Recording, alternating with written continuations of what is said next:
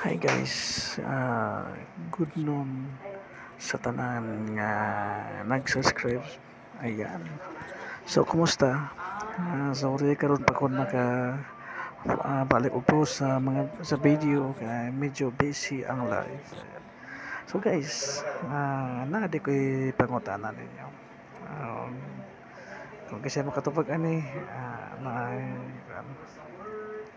pakulo ani guys lingaw-lingaw. Kasi makasakto sa tubag sa maong tubag na 50 pesos load. Ayan. So, niya pangutana.